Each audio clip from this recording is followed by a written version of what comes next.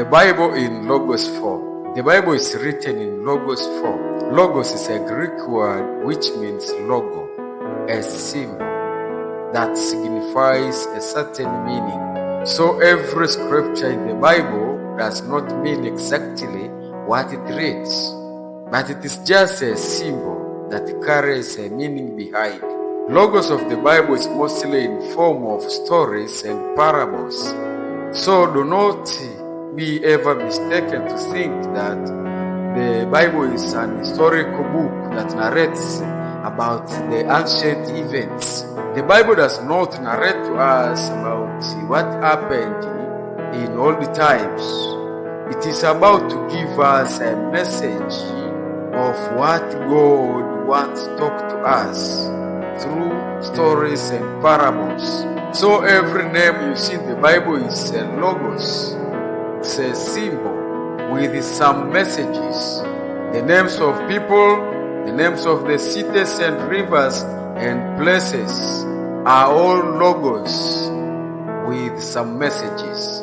For example, Abraham, Lot, Noah, Sarah, Terah, Naomi, and other names, even the names of the cities, towns, rivers like Jerusalem. Jerusalem means to make peace in the midst of contentions. Babylon means confusion. Bethlehem means the house of bread, the house of meat. Ephrath means fruits. Moab means sexual lust. Egypt means a slave. Mizraim or Misri. The word Misri or Mizraim was from a curse that was given by Noah. When Noah pronounced a curse upon his son towards the grandson, the Canaan who bore the generation of Misri, the entire continent of Africa. Noah said that Canaan with his generations will become slaves under their brethren. Logos about the devil. In the old Bible, when the Bible described the devil, it uses some symbols, logos. For example, in the book of Genesis chapter 3 verse 1, when the writers of the Bible wanted to write about the devil, about the spirit of the evil one, the spirit that deceives, they had to use the symbol of a serpent. But the devil is not a serpent. The devil is a spirit without the body. So they had to use a logos about serpent, because serpents are so clever. And also in the book of Isaiah chapter 14 verse 12 to 15, when the writers of the Bible wanted to describe the devil, they had to use the image of Nebuchadnezzar II, the king of Babylon, the one who destroyed Jerusalem. He was a warrior, he was a commando, very powerful man, very influential. And when the Bible writers wanted to narrate about the image of the devil, they also, in the book of Ezekiel chapter 28 verse 12, they had to write about the king of Tyre. King of Tyre was Hiram, very powerful king, very influential king, very rich king at the time of King David. And he was well known all over the world because he was a merchandiser. So when they wanted to write about the devil, they used the logos of the image of King Hiram, king of Tyre. Now you can notice something now, that when they want to write about the devil, they are looking for influential image. They did not describe the devil as Christians do today. When they draw the pictures about the devil, they draw the pictures of an ugly thing, scary image with big teeth and big eyes and a big tail behind there. No, the devil is not like that. And if we look at the pictures we see in the world about the devil, we cannot notice what the Bible wants to teach us about the devil. Because the Bible is about to tell us that the devil is very clever. Devil is not stupid. And devil is not just a thing that attacks you. No. The devil is very clever, very smart-minded. He can manipulate you like King of Tyre. He can influence you to take his ways, to take his ideas without your notice. So when the devil comes to you, will not come like an ugly thing. No.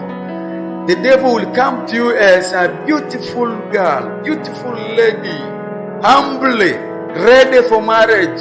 Yes, the devil will come to you as your boss, convincing you to do evil things. He is your boss. The devil will come to you as charity organizations, donors from abroad who are ready to fund some money for you. Since you are in need of resources, donors will come up. And in such a way you cannot see the devil. You will only see donors from abroad. And this is what is trapping even pastors today, even the leaders of the churches. Because they want money, they want wealth to run the ministries, and donors comes up to support, to volunteer, to help in the church. So people in the church, they can clap and shout, amen, God has blessed us. Yet, the devil has come in. The Babylon in Logos. In the book of Genesis chapter 11, there is a story about the people of Shinar who constructed the Tower of Babylon just to make honor and fame on earth. And this was not a visible city, visible tower. The Bible means that these people came up with an idea to do things, projects, and make great developments for the sake of making their own honor and fame on earth, not for praising God. While Jerusalem is a city also in the Bible for praising the Lord. So you must know, when you are working on your projects, doing things here and there, you are making a city. It can be a Babylon or a Jerusalem.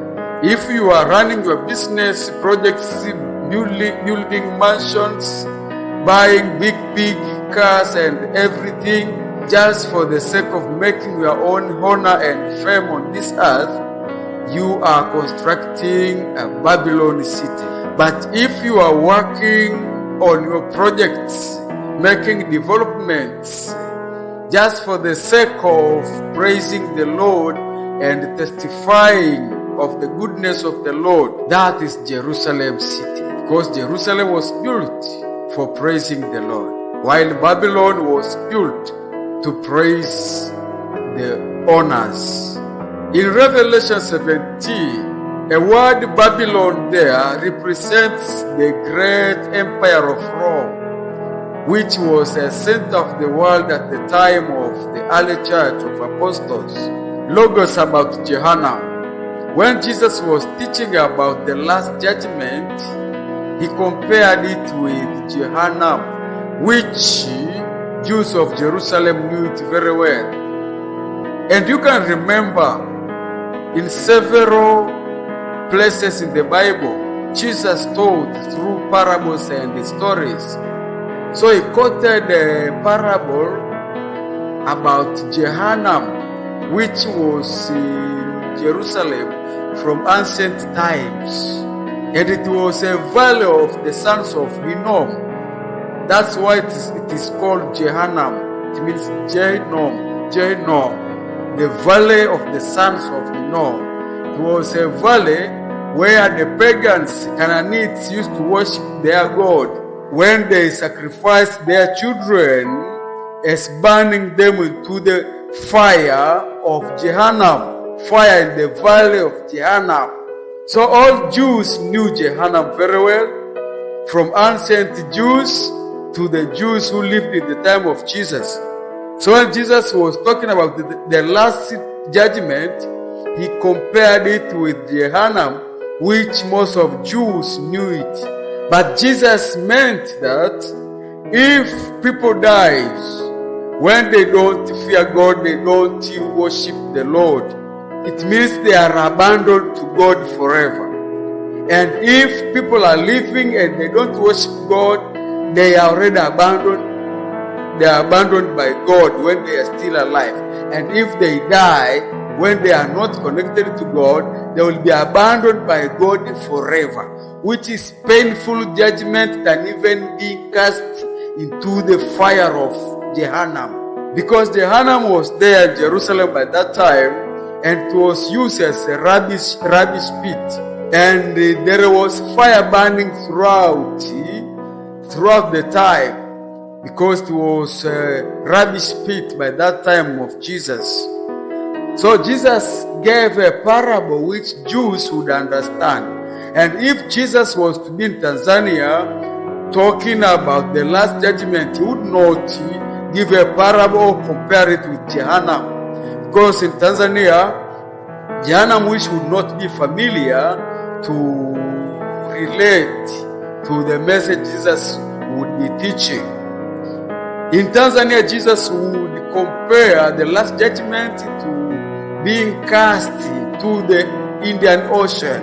If people die when they have not connected to God, he would say that they would be cast into the Indian Ocean. Through that, Tanzanians would understand the message of Jesus.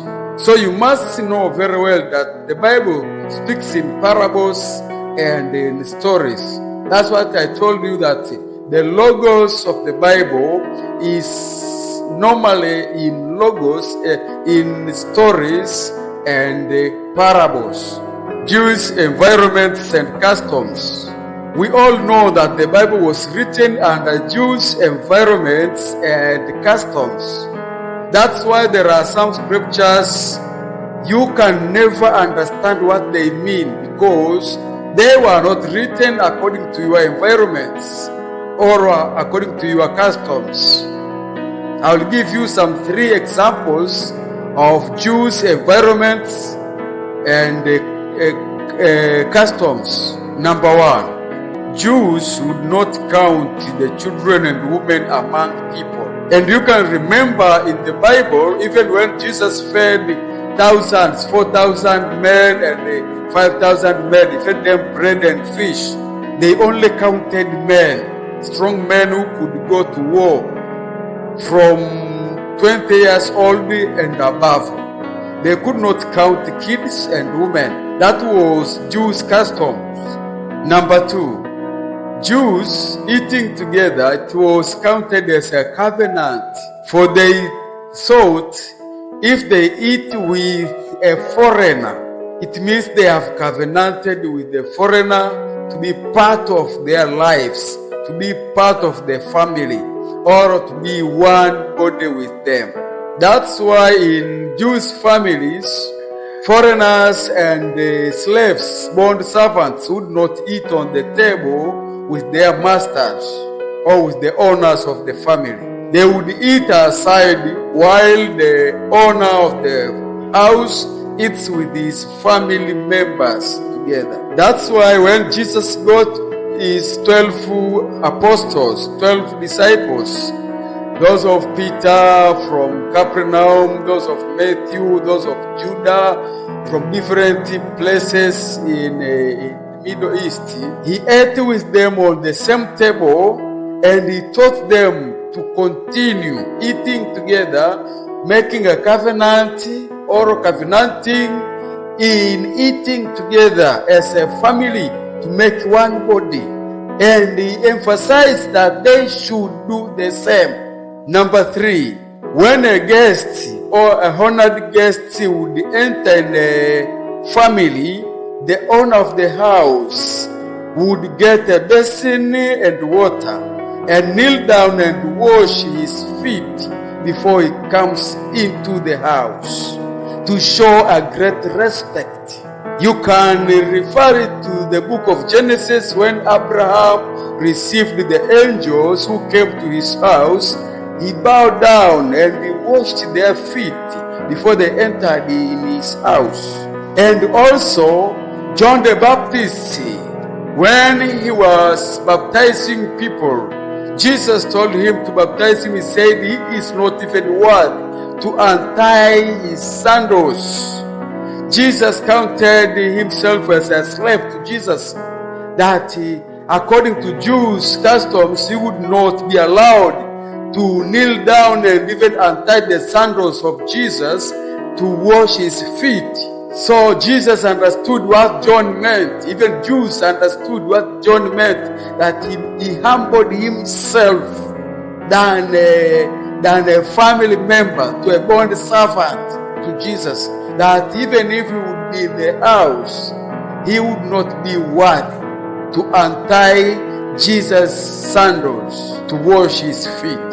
And also we can read in the Gospel according to Luke, the prostitute woman who heard that Jesus was invited for dinner in the house of the Pharisee. She came and she realized that Pharisee did not show great respect to Jesus to wash his feet when he entered in the house.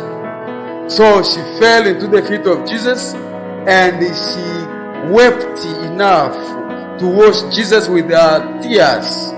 So Jesus understood what she was meaning, that Pharisee did not show great respect to Jesus, but the woman, the prostitute, showed great respect to Jesus. And Jesus told the Pharisee, Simon, I entered in your house. You did not get water to wash my feet. It means you took it so lightly. You did not respect me as I'm to be respected. But this woman has washed my feet with her tears. It means she has known who I am. She has known how valuable I am, how honorable I am. So Jesus forgave her sins. The last one is, according to Jewish customs, men would be allowed to marry when they get 30 years old, and also to be given a responsibility to lead in the society. They would be given responsibility of leadership when they get to 30 years old. That's why we see Joseph dreamed the dreams about becoming a great man when he was young, but it took long. When he got to 30 years old, he was moved from prison to state house to become a prime minister of Egypt. And David struck Goliath and he killed Goliath when he was at the age of 17. But he would not get to palace. It took long. So when David came to 30 years old, he was officiated as a king of Israel. And Jesus, from his younger ages, he was very wise, asking questions the elders in the temple. You can remember that in the Gospel of Luke, discussing with the elders in the temple. But it took long for Jesus to manifest in his ministry until when he got 30 years old. He launched out his ministry publicly when he stood in the synagogue reading of Isaiah. When he said the Spirit of the Lord was upon him, he was 30 years old by that time. So the system would allow him to launch out his ministry. So the first man who invented the calendar we have now, that counts years from the birth of Jesus, was Saint Dionysius. Saint Dionysius, to get the year of the birth of Jesus, he counted from the time Jesus launched out his public ministry when he was 30 years old, and he searched going downward toward the deaths of Herod the Great on power. and Caesar Augustus, who gave a decree to count all the people in the world. Then he counted the first year from there. So the first year of the calendar we have now, that counts that this is the 2025 from the birth of Jesus, was invented by Saint Dionysius. As I said, he is among the most venerated saints in Catholic Church.